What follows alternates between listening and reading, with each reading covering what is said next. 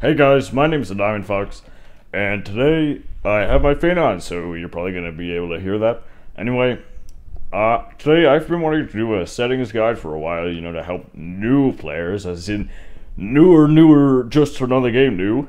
But this is a spooky edition, spooky. See, he has a hole in his chest, and blood on his, face, an arm on his gun. I am getting a trade request. I don't know if you could see that, but let's go to options. Let's start this off. Generally, you shouldn't change the movement things unless other games you've played have had something like that. Like something you've gotten used to. If you've gotten used to something, you should definitely change it to what you're used to. But other than that, I wouldn't really recommend changing anything on the keyboard, unless there are some things. Okay, what I would are these, the Team Fortress buttons, you might want to change those, and the communication buttons, you might want to change those too, but I really haven't, because I like the way they are. They're like other games I've played, but I just recommend keeping them like this, because, well, I just think it's much easier like that. Miscellaneous, you don't really need to change any of that. Weapons, I wouldn't really recommend changing those either, just because they're the easy buttons you have to use just to, get used to the game. You don't really need them for competitive or something like that. Sorry, I'm just doing my mic. And now let's go to mouse. Mouse sensitivity is completely what you're used to. Alright. Never mind, I'm not trading. It's completely what you're used to. I keep it on the default just because I really like it. I like higher sensitivities, and I like lower sensitivities. In different games, I play different Battlefield, I have a lower sensitivity. And then in games like Portal, I usually go for a much higher one.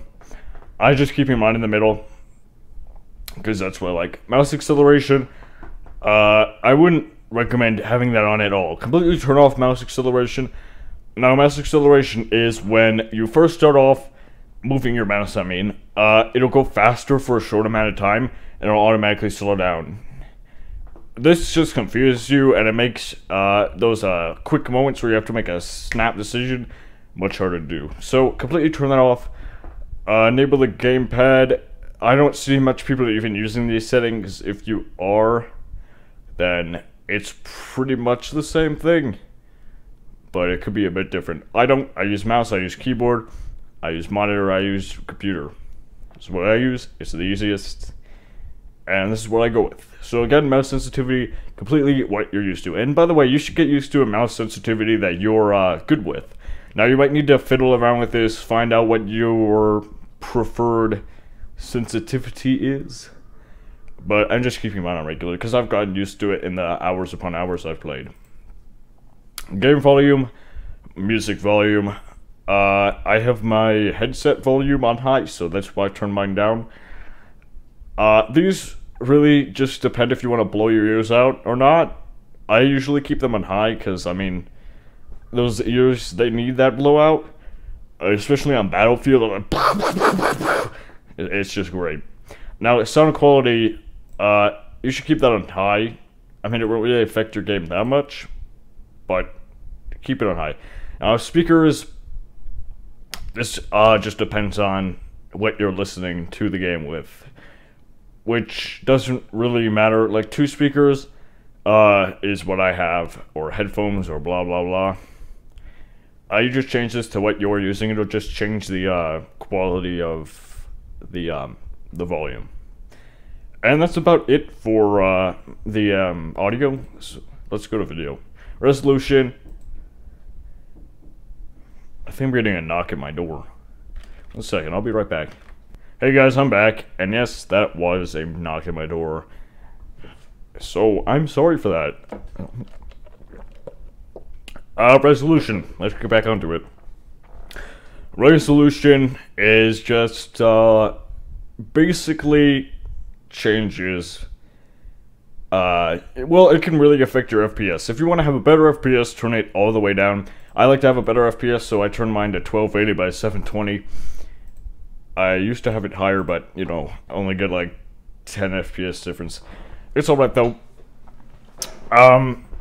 So, if you don't have a computer that can handle the game very well, turn that down. Turn that down to the bottom even, if you're having a lot of trouble.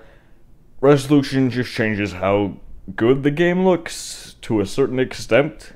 Won't change everything. It'll just change, it won't change the textures, it'll just change, well, the resolution. I don't really know how to explain it. Kind of like how much pixels are on your screen. Yeah, how much pixels are on your screen, or that are displaying. Now, display mode is just when you're playing the game. If you want to run in full screen, means like you should, it'll cover your entire screen. Or run in window means you're playing it on your desktop, which lets you, say, use the internet and play the game at the same time, which I don't know why you do in a first-person shooter, but go for it if you really want. I know people who do. I don't recommend it, but whatever. And we'll get into advanced in a minute. Voice is just your mic volume. So if your mic is too low or too high, you can change it. Enable voice in game changes if you can talk in the game, which I do every round to everyone.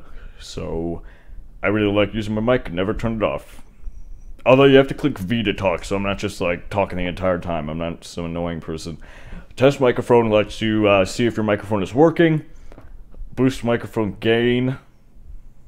What is it? You're not gonna, I mean, keep it on. I don't even know what that does. Well, this is a good informative video. So we'll just keep going, pretend that never happened. Now, crosshair appearance is at 5. For me, crosshair appearance 5 is my favorite. This will change what your crosshair looks like. So you can go from the regular one on the way to, well, a lot. They're actually all really different. 5 is my favorite, so I keep it at 5. Now, red, green, blue, it just changes the color, I believe. Size changes the size. What is that? Hey, I'm back. Again, I keep having disturbances, but we're good. Let's start it up again. Changes color, got into that. Size will change the size of your crosshair. I keep mine at the middle because it's just how I like things. I do this in every game. I don't really change things that much. Now, spray paint images aren't really important. They just let you put your mark on the world by clicking T or whatever button you have it binded to. So I have my spray here. And all my sprays downloaded. I thought I had way more. Oh well. You can pick your sprays here by putting them in your TF2 folder, which I can get into later. But that's how you do it. Now, advanced. Let's get into it. Alright. Automatically reload your weapon. Actually, you know what? Let's make this video bigger. There's a way you can make it bigger. Advanced options, here we go. Automatic reload weapons when you're not firing. Now, this is completely optional. It depends on your opinion. I usually don't play with it, but I put it on right now because I've been playing Spy and... I mean, because I've been playing Soldier. But, like I said, Spy is really annoying because the reload thing, but I guess it's not that bad. It does help when you are a spy and you're actually transformed because it makes you look like a spy more. Fast weapon switch. Pretty much exactly what it says. Makes you switch your weapons fast. Turn that on. Play hit sound every time you injure an enemy. Turn that on, never turn it off. It'll tell you if you hit an enemy, because there are no hit markers in TF2 if you when you just start off. Display damage done as text over your target. Yes, this lets you know if you get a hit. This is the hit marker. Play with the sound. Do that, it'll help you improve your game 10 times more. Damage text doesn't prevent overhead effects. Yeah, turn that on. It's just in with those two. Remember to activate weapons between lives. Now, this is also completely optional. You might know that if you click Q, you'll switch to your next weapon. Now, if you die and then come back, this will keep the weapon you already had in your hand when you died still in your hand, which is useful, but not really something that's game-changing. Activate it if you want, or don't. Remember the previous weapon between lives. Yeah, alright. That just lets you switch to the weapon you had. Manually, you have to do it, not like this one. Play a sound when the sniper rifle is fully charged. Keep that on. It'll play a little ding sound when you're all the way up on sniper. When the charge is all the way up, keep it on. It'll let you know when you can shoot someone in the face and get a headshot and do a whole bunch of damage. You know, I'm going to turn this off. Alright, gives you an alternate menu so that you only use 3 keys to decide what class you're going to switch to. It's extremely annoying. Someone told me to turn it on, so I did, but I'm turning it off now. And I don't know why I kept playing it. It's been like a month. I haven't turned it off yet. But there we go. The deed is done. Don't turn this on unless you're quick with the fingers. Like I said, it's a matter of opinion, but there are a few more steps. Sniper rifle will resume after firing a shot. Now this just means basically that after you fire a shot, you won't have to resume in manually. It'll do it on itself. This is useful, and I'm pretty sure it is already marked when you start up the game for the first time. But I'd keep this on. It's useful. Sniper hide crosshair when zoomed in. This basically means that your crosshair that we were talking about earlier will be hidden because it can obstruct from the view. I turned this on. This isn't originally on. It actually really helps to see the screen a lot more, especially from like countless hours in Battlefield of playing sniper, which I know is way different. Battlefield is sitting on the top of a cliff and waiting for someone to walk by. Unlike that, it's still useful. Now, medic gun continues healing without holding down the fire button. Now, this can be useful if you're, let me just say if you're pocketing someone. Although I never pocket anyone, so I don't have this on. It lets me switch faster, and it lets me know when someone gets away from me a little ahead of time. I wouldn't recommend turning that on, because it can be a bit confusing, but it's still a matter of opinion. All these advanced options really are. Medic, display the marker over the player you're healing. I turn this on because in, clusterfucks, when everyone is everywhere, it really helps you decipher which player out of the 500 who are stuck in a hallway you're actually healing. So I turn that on. Injured teammates automatically call out for medic. Now, if you click E in-game, a player, you or another player, will call out medic. This does it automatically, makes it easier to know who's on low health. So, turn that on if you play medic a lot, which I do. Medic auto call percentage. This just means that what percentage of health they will automatically call out medic, so you know they need healing. Enable minimal HUD. Enable minimal HUD basically makes the HUD less fat. It'll make the screen a lot more clean and less bulky, which I really like, so I turn that on. Turn on colorblind mode basically means that things will go all crazy colors.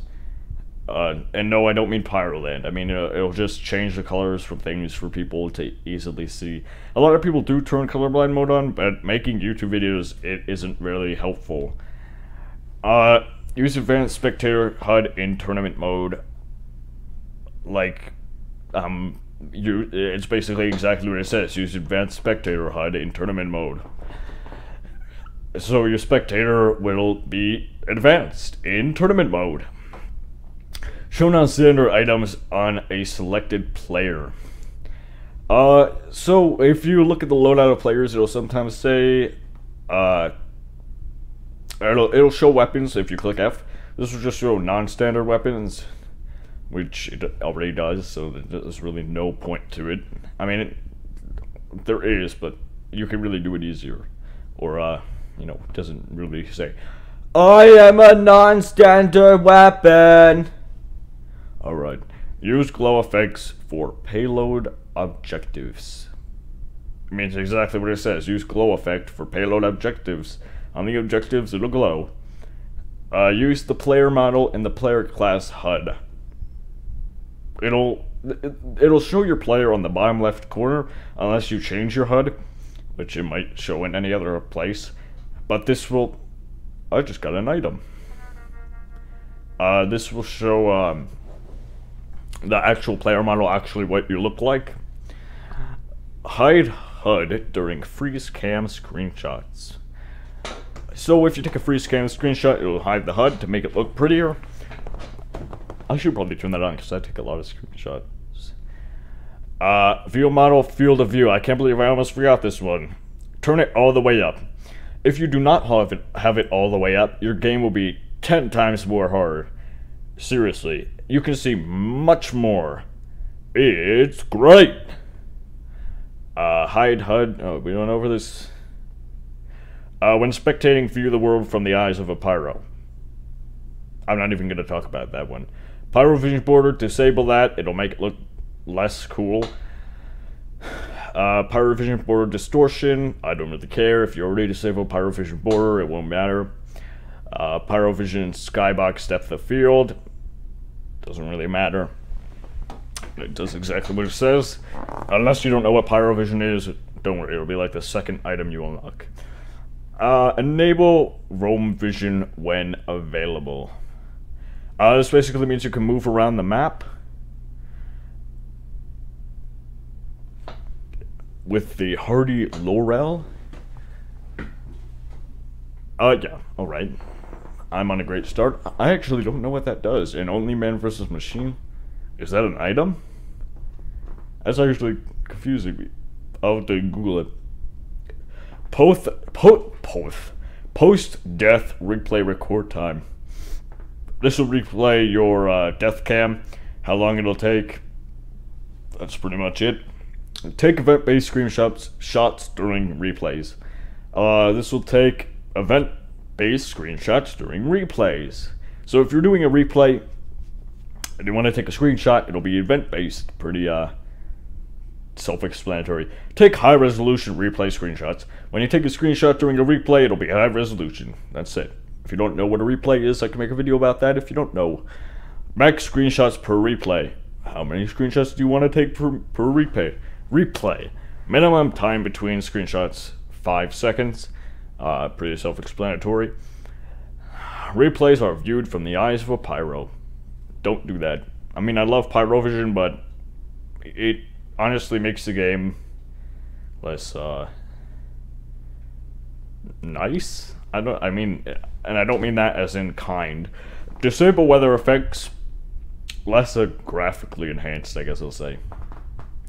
Disable weather effects. Turn this off if you're getting bad FPS. It'll help, but it disables particle effects on the map for weather, which is pretty much self-explanatory. It'll just make the map look better, but cost your RAM. So, autosave scoreboard screenshot at the end of map. It'll take a screenshot at the end of the map of the scoreboard. Don't do that, you'll get way too many screenshots. Suicide after choosing a player class. Now, this basically means if you change your class when you're out of the spawn, you'll just automatically die when you switch. I have this on just because I don't switch classes when I'm in the middle of the map. So, yeah. It doesn't really do much in the game as a whole. Automatically respawn after your loadout changes in respawn zones. Yes, turn that on. It'll make your respawn recycle and put the weapons you want to have up without dying.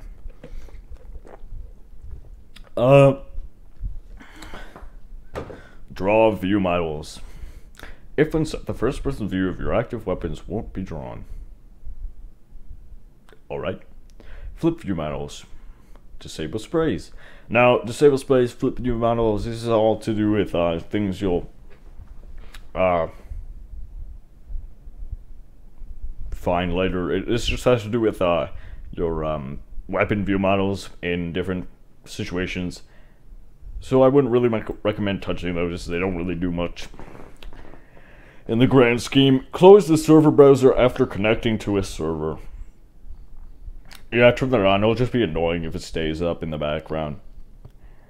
Synchronize with the Steam Cloud. Turn that on. It'll help you connect with Steam on a easier way. Save screenshots to Steam. It'll just let you share screenshots with your friends. That's all it really means. So I really recommend just having it on. I mean, it really doesn't do anything. Anything to harm your gameplay anyway. Show pop-up alerts while in-game. Turn this on. Trade requests will come up. Friend requests will come up. Group events will come up. It'll just be easier to find things out with having to go shift-tab every 5 minutes.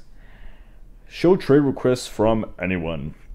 Turn this on. If anyone sends you a trade request, you will get it.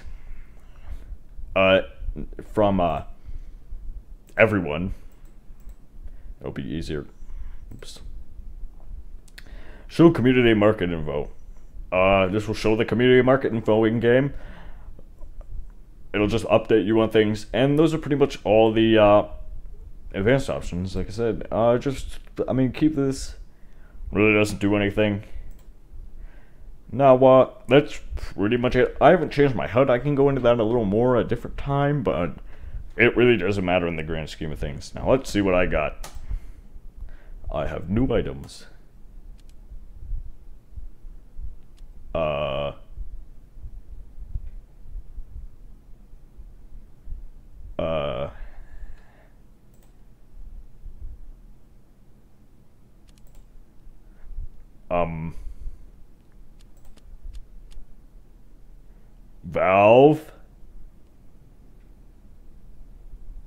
Valve? You there? I think you forgot to add a model to your Halloween cauldron.